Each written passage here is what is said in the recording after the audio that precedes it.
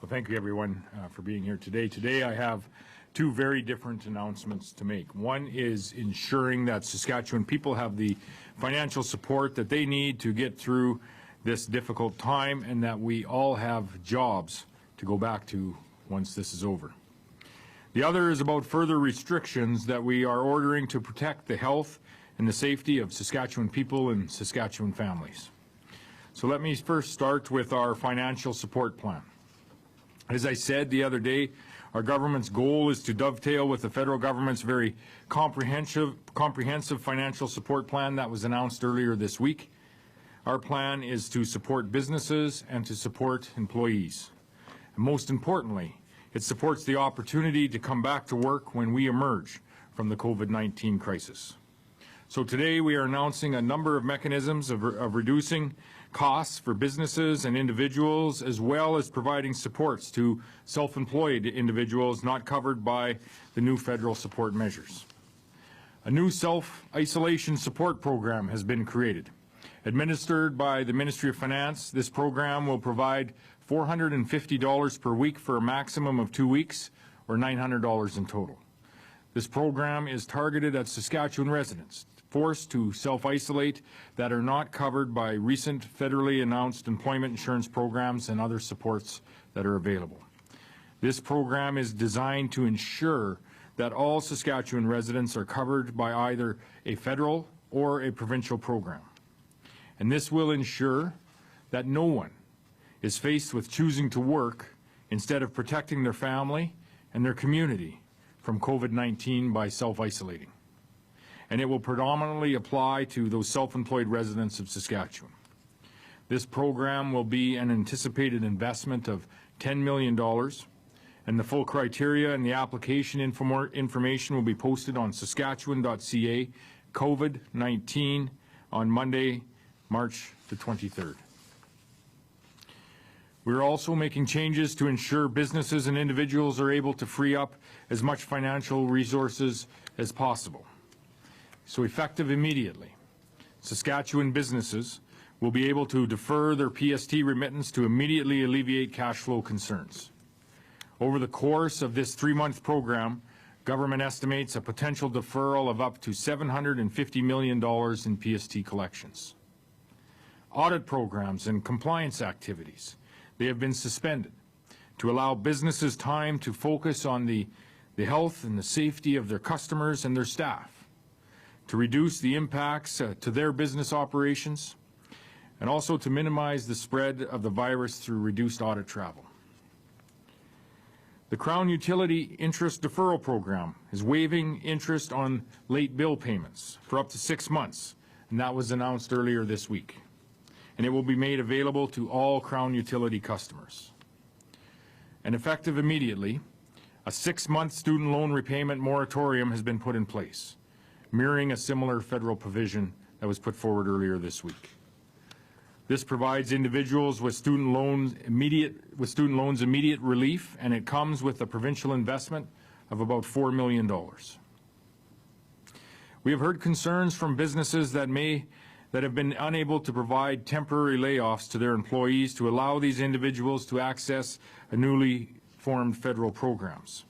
So in addition to the changes made to the Saskatchewan Employment Act that introduced a new unpaid public health emergency leave and removed the 13-week employment requirement to access sick leave and the requirement for a doctor's note to access sick leave, the employment standards regulations have been amended to do the following: to ensure that during a public emergency, businesses will not have to provide notice or pay in lieu of notice when they lay off staff for a period of 12 weeks or less in a 16-week period.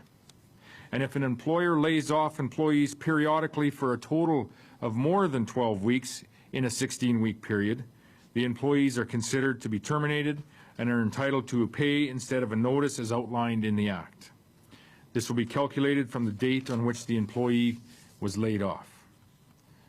These amendments create a balance for employers and employees where the difficult decision may be made to temporarily lay off employees due to public health emergencies. And in this circumstance, employees would have immediate access to new federal employment insurance programs, while keeping employers financially stable to ensure that employees have a job to return to. And lastly, in regards to the economic measures that we are taking here today to provide support to Saskatchewan businesses seeking to navigate the uncertain conditions that have been caused by COVID-19. The Government of Saskatchewan will be establishing a single window information webpage for businesses to access information and receive timely updates on provincial support initiatives.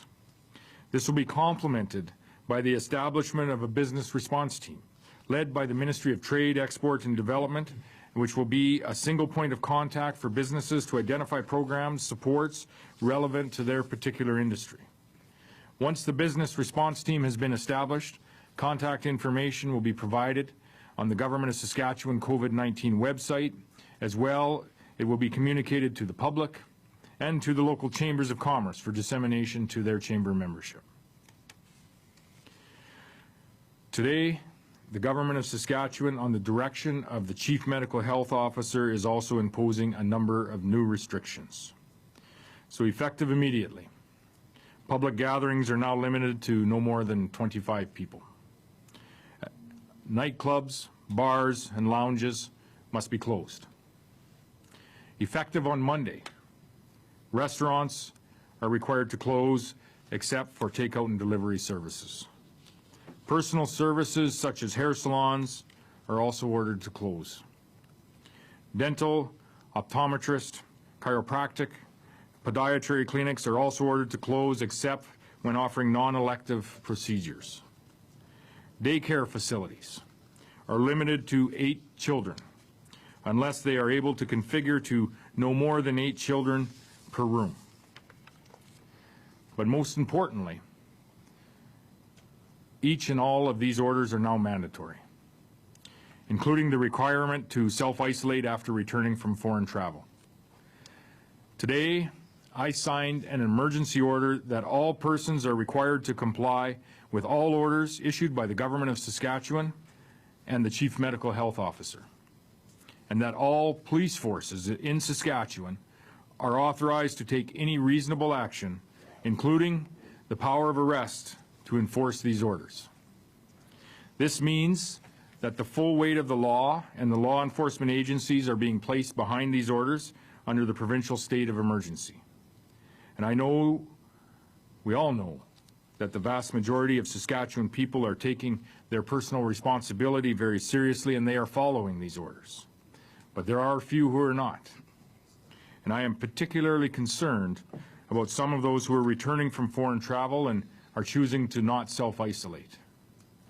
Most of the COVID-19 cases in Saskatchewan and most of the COVID-19 cases across Canada are due to and related to foreign travel. In fact, 5 of the 6 new cases that have been identified today have also been traced to foreign travel. If we are able to reduce this threat, we will be able to flatten the curve. But this is not a suggestion. It's not a guideline.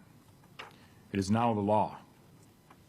So when you return to Canada, you must go home immediately, and you must self-isolate for 2 weeks.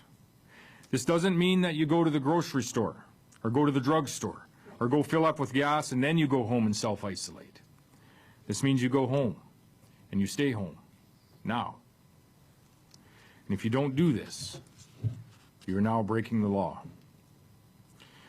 Again, I know that the overwhelming majority of Saskatchewan people are following these orders, and I want to expressly say thank you for doing that. These are the measures that are necessary for us to flatten the curve of COVID-19. These are the measures that are necessary for us to reduce the risk to protect our families, to protect our neighbors, and to protect our friends. But this doesn't work if most of us do it. We all have to. We owe it to one another. Dr. Shahab?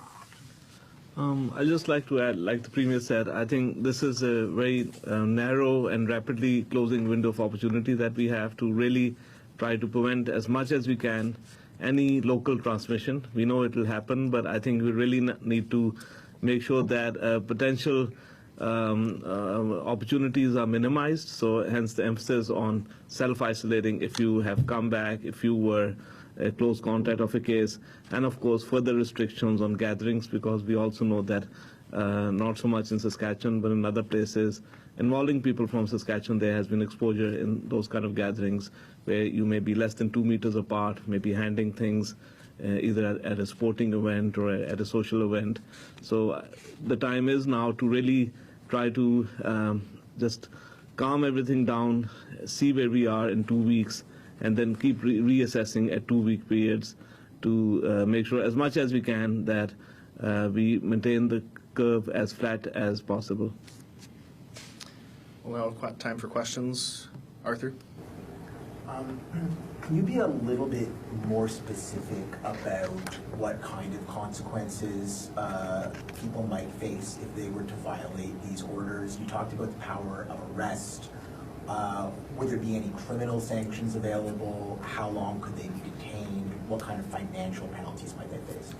So first and foremost, it would be our true hope that that would not be the case, that people that may not be in compliance upon being approached would very quickly come into compliance. The goal here is full compliance with the orders that Dr. Shahab has recommended and now that we have put into law under the Emergency Measures Act. So that is the goal. If we are to flatten the curve, these measures need to be taken and taken seriously. That being said, there will be and is in many cases penalties that would come into place. For example, if you were found to not be in compliance with the 14-day isolation order and you, after returning from international travel, there could be up to a $2,000 fine applied. That is one example. But as I say, first and foremost, it is our true hope and our true wish and our true expectation that these orders will be complied with, as this is what is necessary for us to flatten the curve. This is what is necessary for us to protect those that are most vulnerable to this virus in our society.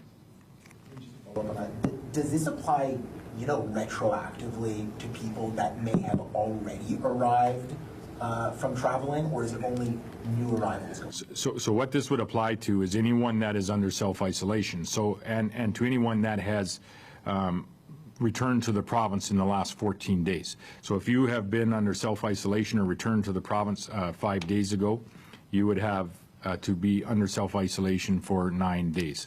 If you are returning to the province today, you would be under self-isolation for 14 days, and it would apply to anything that's occurring now. A few reports of people not following the orders now. How many such reports, and where are they coming from? And most of what I've heard has been anecdotal. I don't know if you would like to speak to that, Minister Ryder or Dr. Shahab. I would say the same. Most of what we've heard has been somewhat anecdotal, but it's concerning. The fact that anybody wouldn't take this seriously. We need people to recognize how serious this is, and we think this should certainly grab their attention. Steph? The city of Regina has passed its own declaration of state of emergency, limiting, saying that bars and restaurants are supposed to close immediately and limiting public gatherings to no more than 5 people. Your numbers are different now. How concerned are you that there might be a bit of confusion for people in the public, given the fact that there's kind of 2 different numbers floating around for how many people can be gathering and what should they be doing? I don't know who wants to take that one. Well, I'll let Dr. Shahab go, and then I will speak to what the law of the province is. Yeah. I mean, I've been saying for several days now that I personally avoid crowds where I can't maintain a 2-meter separation. So the 25 number seemed to be reasonable, that even if there was a meeting in a room, private or public, you could conceivably easily maintain the 2-meter separation. We also know that, with the weather changing outdoors, that may be easier.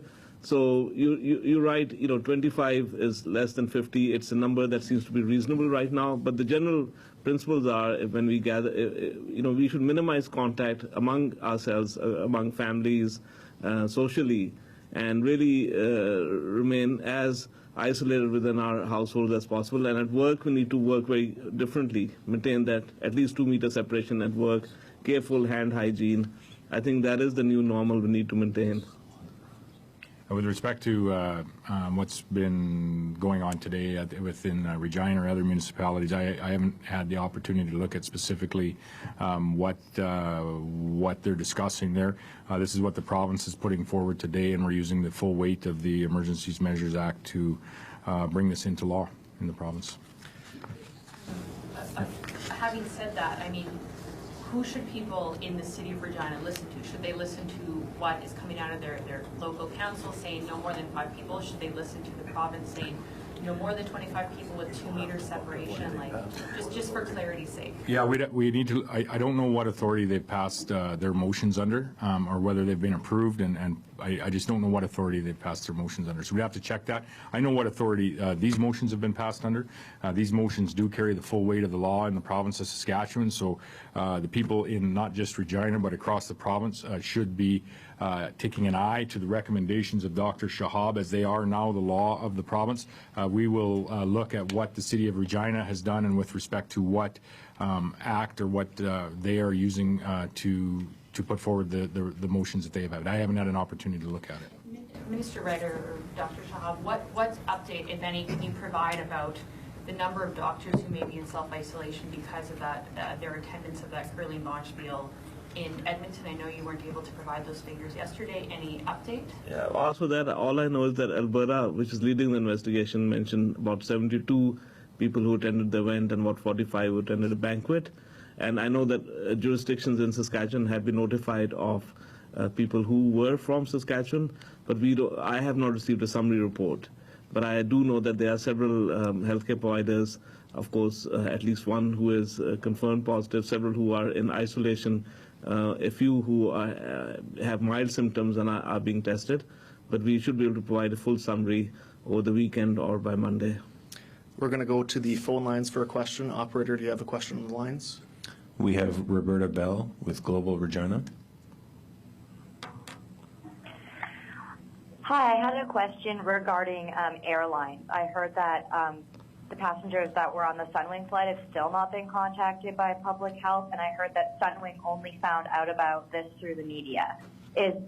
What is the procedure that Saskatchewan's taking when it finds out about a case for notifying airline passengers, crews, and people who might be affected by COVID-19? Yeah, thank you very much. We are going to be posting, starting immediately, the airline and seat rows, the 7 rows that are impacted online, because the delays have been due to getting flight manifests that does take a few days, and so we will be proceeding like a few other provinces of immediately post once we.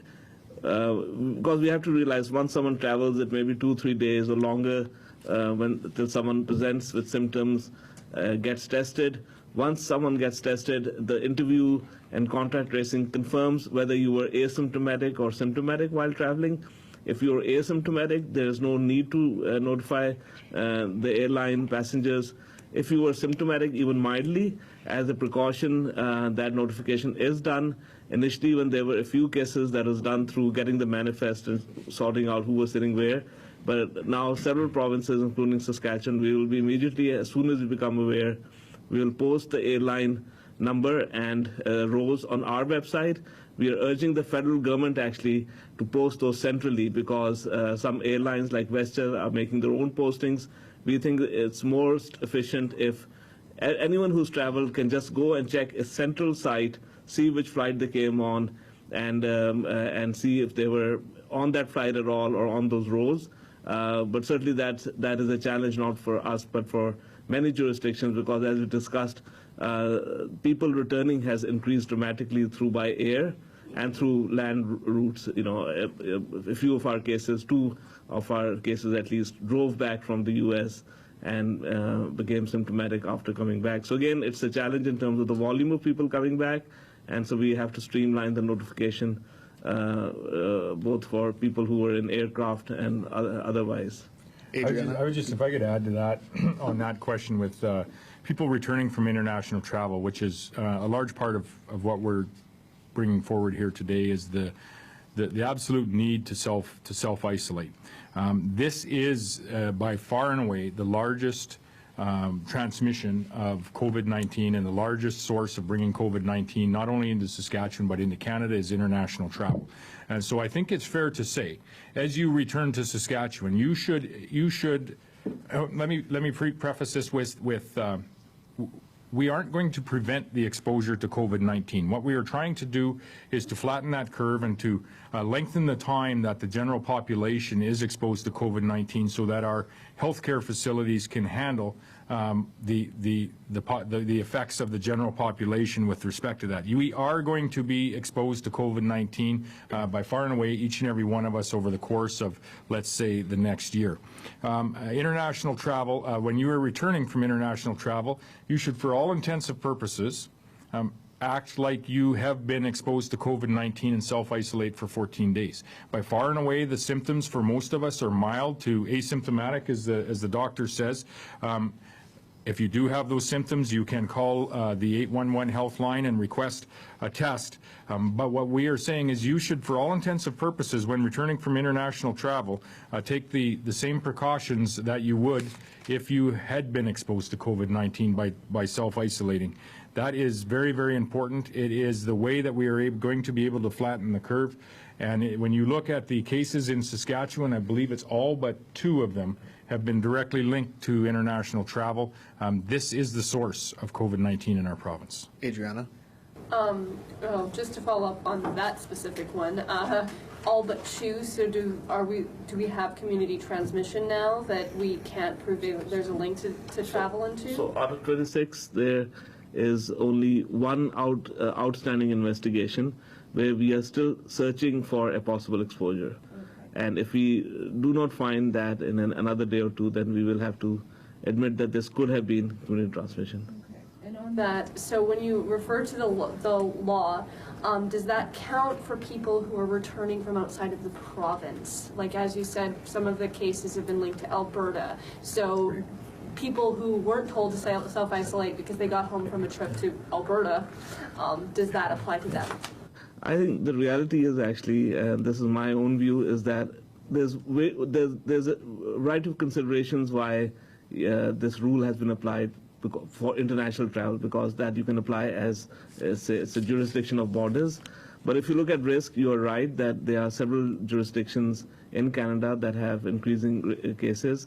Attending any large gathering, certainly we have seen transmission 2 weeks ago in Saskatchewan from people attending a large international conference. Those have ended. We have seen this week a smaller gathering, 70, 80 people, and there's been transmission in that smaller gathering. So even if you've traveled within Canada, it's important to be aware of where you've traveled. If you've just driven and met, your family member and everyone was fine, that's obviously a lower risk. If you have been to a sporting event or a gathering or a cultural festival, a wedding, where there are lots of people from other parts of Canada or even internationally, that's a risk. And now, you will note in the update to the order that there was a section that said no gatherings of 50 people if people have traveled internationally. That has become redundant because now anyone who travels in internationally should not go to a gathering of even 50. So I think it's an evolving situation. It is challenging, obviously, for people who are coming back internationally, who may have been coming for an event. But certainly if you've traveled from other parts within Canada, I think we're all aware where transmissions are increasing, and we need to be aware, even if we travel back, what were we doing there and what our risk is. And finally, the Premier said about the 2-week isolation. We have to remember that we've done 3,000 tests. The positive thing is we've done around 3,000 tests, 26 positive. So the test positivity rate is very low. But we also now understand that for the vast majority now, if you get a cough, dry cough, 2 or 3 days after travel, is it just because you were in a long flights, which many of us do get a dry cough, or was it COVID-19? If you don't have fever and you stay home 2 weeks, there's no concern. You really don't need to get tested, because the vast majority is a dry cough. It's not COVID-19. But even if it is, and the dry cough stays for a few days and goes away, there's no fever, there's no concern, because your management would not change now. Irrespective of whether you test positive or negative, you stay home for 2 weeks, and with a mild dry cough clears itself in a few days. But of course, if you have traveled and you get a fever, it's a good idea to call Healthline, be assessed, and if it's, your test is positive, you may need to stay for a bit longer till your fever is gone. But a lot of that need to test just because you have a dry cough really has gone away, as long as you remain on self-isolation. Wayne? How would that apply legally to people who travel to out of province, like the law? The law, the recommendation is to not travel out of province, as we said last week. The law is applied to international travel. Okay. Wayne?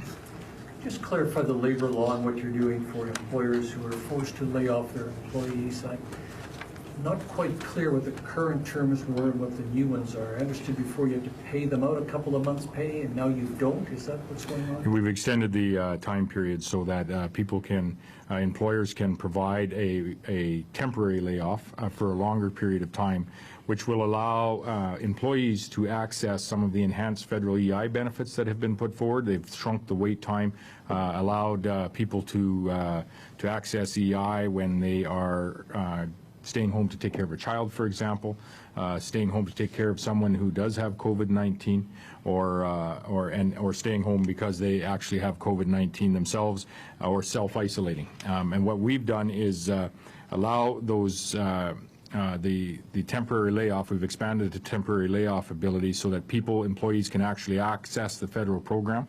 And in addition to that, then we've supplemented that with the provincial program, the self-isolation support program, for those, for the most part, not only though, for the most part for self-employed people like the Uber driver, like the hairstylist, if you will, that is a one-person self-employed organization, doesn't pay into EI, needs to self-isolate for a period of time, can't access the federal programs because they aren't yet sick, but they are self-isolating. Once they would actually be tested positive for COVID-19, they would be able to access the federal program, but in that period we want to provide them every incentive to self-isolate. And so what we've done is dovetail in on the federal program to really make the federal program as accessible as possible for employees, but also fill some of the gaps provincially that maybe the federal program didn't quite grab. Some employers have been sending us notes saying, well, if I lay off my staff, I have to pay out $45,000 in payroll. Is that what was going on? Well, that would be if there was a permanent layoff. Now they'll have the option for a temporary layoff to find our way through the next however long, understanding that some businesses won't be generating a lot of revenues. Some may even be closing their doors. But then they will have the ability to bring these folks back, and they'll be able to access the federal or provincial support programs as employees and individuals in the meantime. And the employer is fiscally more fiscally stable, which will provide the opportunity for the employer to survive the next number of months and actually be able to pick up, carry on, and provide those jobs for the employees when we get through to the other side of this curve. And you have something today as well for the laid-off hairstylist and for the laid-off waiter That's the self-isolation support program, yes. We're going to go to the phone lines for a question. Operator, do we have a question on the lines? We have Guy Quinville with CBC. Go ahead, Guy. Oh, I've been unmuted. Thank you. I guess I'm personally grappling with the language of today's release. Now you're saying it's mandatory for basically anyone coming back to Saskatchewan from any foreign point to self-isolate. Are you saying I mean, you've essentially been telling people to do that for days now. So are you setting a demarcation line for today where, like, I mean, what was different a few days ago? You were already encouraging people to do that. So is it correct to say you were merely advising and encouraging people to do that only a couple of days ago, whereas now, if you don't do that, you're going to be in serious legal trouble? I just want to be clear about what you're saying today. What we are using today is the full weight of the Emergency Measures Act to put the full weight of the law, the provincial government, and the law behind the fact that if you are returning from international travel and you are choosing to not self-isolate, the police forces, municipal, provincial, or federal, the RCMP, will have the ability to ensure that you do self-isolate and ensure they can levy fines or conduct an arrest to ensure that happens. This is by far and away the largest source of COVID-19 infections in Saskatchewan. 14 days self-isolation does largely address this virus coming into Saskatchewan. It largely addresses us having the ability to flatten the curve in these early days.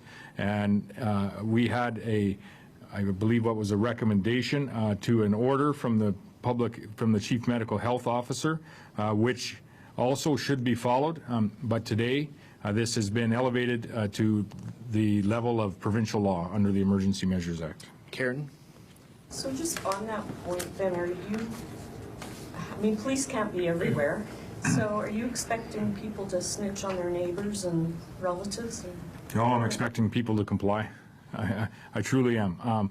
This is the way that we are going to flatten the curve. This is the way we are going to protect our family members in our communities. This is the way we are going to protect those that are elderly in our communities. And this is the way that we are actually going to allow our health system the opportunity to deal with the COVID-19 outbreak over a course of many months rather than a short number of weeks. Arthur? In the scrum, just I believe yesterday, when we were here with the Chief Medical Health Officer, we heard first, and I think this is a direct quote, that you cannot police your way out of this. And further, that daycares are not an incubator of the disease. And now we're seeing, one, an attempt to use the police to deal with this problem, and two, further restrictions on daycares. So I'm just asking, why are we suddenly coming down with relatively heavy-handed measures just a day after we had expert opinion that they wouldn't be effective and that the risk in at least one case was fairly minimal? So go ahead, Doctor. So first of all, so there's been lots of changes over the last 2 weeks. As you know, about 2 or 3 weeks ago, if you're coming from some countries, you were actually put in quarantine by the federal government. If you're coming from certain cruise ships or some countries, if you were coming from other countries, you were mandated by the federal government to go in mandatory self-quarantine, which is the same as self-isolation, a different term. And then from the U.S. and other destinations which are perceived to be quote-unquote low risk, you were told to self-monitor for 2 weeks. So there's a lot of ambiguity. And then there was confusion about if you come from some countries, does self-isolation mean don't go anywhere? And then if you come from some other countries, does it mean, oh, you can go shopping, like the Premier said, or go and meet your friends? And so this removes that ambiguity, and it just levels the playing field. Everyone has to stay home for 2 weeks, get someone to do your groceries. And then the other main thing was that there was a lot of back and forth movement happening, which was people trying to have it the dry cough, saying maybe they should get tested. There's a lot of movement happening, which again is not really, you want to minimize that. So this just calms everything down. We hope that, there's not a lot of places to go to anyways. Things are, so the easiest thing for everyone who's traveled back is just stay home for 2 weeks. It just removes any ambiguity. And as you know, when you just come from a short holiday or from, a longer trip to the south, it's different from coming back internationally. The perception is really that, it's not such a big deal coming back. So I think I just wanted to emphasize that actually the risk really now doesn't matter wherever you come from. So that is the main message. As we see our cases, they are actually coming from sun destinations. They're coming from trips down south. And so we really have to observe the same process for the next little while till this settles down, and then we can reevaluate. I would just add, with respect to all of a sudden potentially being heavy-handed, which I just don't accept that. The premise of that question, Arthur, with respect to closing schools in this province, that's a heavy-handed action that didn't come lightly by this government. We have made what I consider some very, very serious recommendations, some very serious decisions in consultation with Dr. Shahab, our Chief Medical Officer, and we'll continue to make those in the days ahead. And one of those is today, in not only making these recommendations, not only putting the weight of the Chief Medical Health Officer's order behind them, but putting the full weight of the law of Saskatchewan behind these. Just one thing I just want to add. So we also, I reviewed 2 publications yesterday evening that also, one from the U.S., they've had several thousand cases. They've done a review of those cases. So they did confirm that children under the age of 20 are less likely to get serious illness.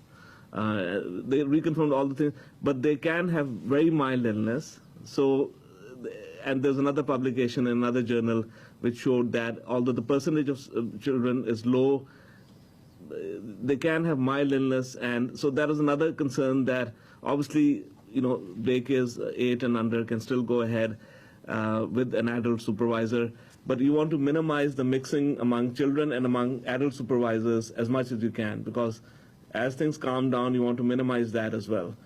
And just follow up to move on to the financial aid package. There's a few things I don't see in the financial aid package. So there's no protection for people that may be facing eviction, which is something that the opposition has called for. I'm wondering why you didn't put that in. I'm also wondering about what happens to self-employed individuals who are out of work because of the state of the economy, the lack of demand, and further the oil industry, which is likely to be one of the most heavily affected industries. Why is there nothing specific for aid in this package? So I'll address each of those, and then more broadly, with respect to the energy industry, you are going to see some of the work of not only this province, the industry, as well as other provinces that are impacted by the energy industry and the federal government, quite likely in the days ahead. There are some pieces in this financial aid package here today that will have an impact not only on the oil industry, but on those that are employed in that industry and others, with some of the business impacts that are here. Self-employed people that have had to shut down their business or have lost their job due to COVID-19. There are some opportunities through this. There's some opportunities as well through some of the federal support program that are there, and we're going to continue to work with those in Saskatchewan, as we are going to and already are seeing the very serious effects of a slowdown in our economy. With respect to protecting those with addictions, that may still be part of the conversation with respect to, and speaks to the importance of tabling some of our investment intentions over the course of the next year, with what was our increase in mental health and addictions in the investment and spending intent we had in the budget the other day. Total about $33 million. $33 million increase there with respect to mental health and addictions. I think I actually meant to say those who may be facing eviction. Oh, eviction. Yes. Sorry, I don't hear very well. Those, we do have. There is opportunities that we do have for those that may be facing eviction, with respect to through social services with the social housing that we have. We have availability if someone is facing eviction. With respect to these supports that have been put in place, they are to prevent that. If you are able to forego the interest on your power bill for 6 months, as you're not able to pay that, that is going to provide you some dollars to pay some of the other expenses that you have. If you are a student that has a student loan payment, that is going to be addressed in this package. So those behind every person that is facing eviction, there is measures in this package that are going to affect their household income, are going to affect their opportunity to continue to pay their mortgage, to continue to pay the rent of where they are residing. This fits in line with the three-pronged effort that we had indicated we were going to take with respect to COVID-19, and the first of those was restrictions, and you're seeing more of those today, and you're seeing the restrictions that we have put forward having the full weight of the government of Saskatchewan and the law of the government of Saskatchewan behind it. You're also seeing now today the start of the resources that are being put forward, and by resources, there's resources that are being put forward into our Ministry of Health to ensure that we are prepared to deal with the treatment of individuals as our COVID-19 cases increase, and we expect them to increase in the days, weeks, and months ahead.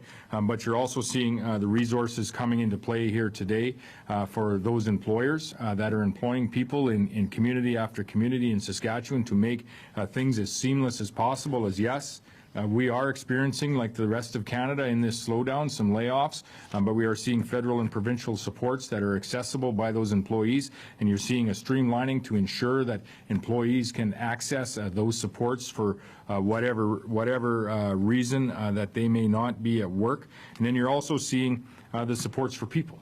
In the way of student loans being deferred. You're seeing supports with respect to Crown utility bills and the interest being deferred. You're seeing supports with respect to those that some minor gaps that may have occurred with the very comprehensive, I might add, federal package, that support program that was put forward just the other day. So this is starting to enter the second step. Still have our eye on restrictions, but starting to enter the second step of providing resources to the people of the province. Steph? So what should somebody in Saskatchewan do if they know of someone's returned from foreign travel and isn't self-isolating for 14 days? What should they do? They can phone their local police detachment. You're asking people to call the police on others when they know If they, Should talk to them first. yeah, if they know them well enough, they should talk to them, and they should ask them why they're not self-isolating. But at the end of the day, whatever the local police detachment will be the entity that will enforce the law of the province in the same way they enforce any other law in the province. But as I have said earlier, it is truly my sincere hope that people will comply with this, and by far and away, the vast majority of people are complying with this, and I know many individually that are. And I'm certain that now, with today's announcement, that we will have virtually 100% compliance. It's my true hope. We've got time for a few more questions. Going to go to the phone lines for one question. Operator, do we have a question on the line? We have Murray Mandrick with the Leader Post. Go ahead, Murray. Thanks very much. Two quick things. By international, I want to be crystal clear. That's everywhere, United States, all warm destinations. And secondly, the $10 million seems a bit light in the sense that that's 9,100 people, by my rough calculations, existing with the added measures today. Significantly more people in restaurant, hair salon industries, barbershops, all would qualify. Will there be additional funds available if the take-up for programs like this and your other programs are swamping the current amount? First question, yes, it's all international destinations. Second question is the $10 million is an estimate.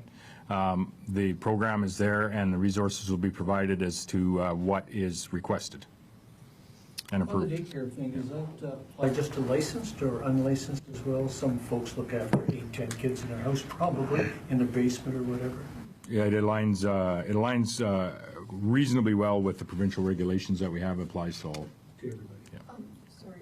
Adriana? Yeah, thanks. Well, on that note, the city of Regina announced the closure of all daycare centers. So how can they do that if you're saying that daycare centers can stay open with 8 children? And on that note, who gets to stay?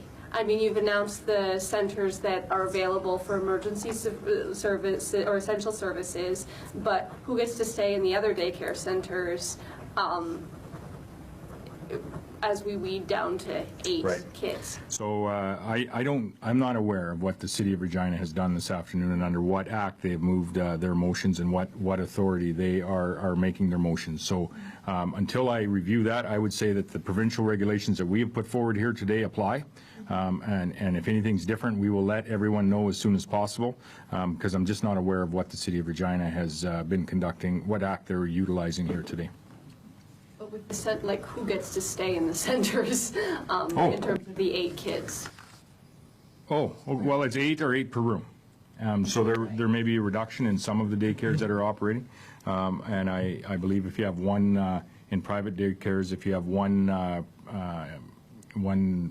daycare provider, one person, they can have up to 8, so it shouldn't impact those too greatly. And then with respect to some of the larger daycares, it would depend on how many rooms they have, and we're just, some encouragement around not bringing them all together for lunch and for playtime and things of that. The goal here is to have small groups that are separated from one another.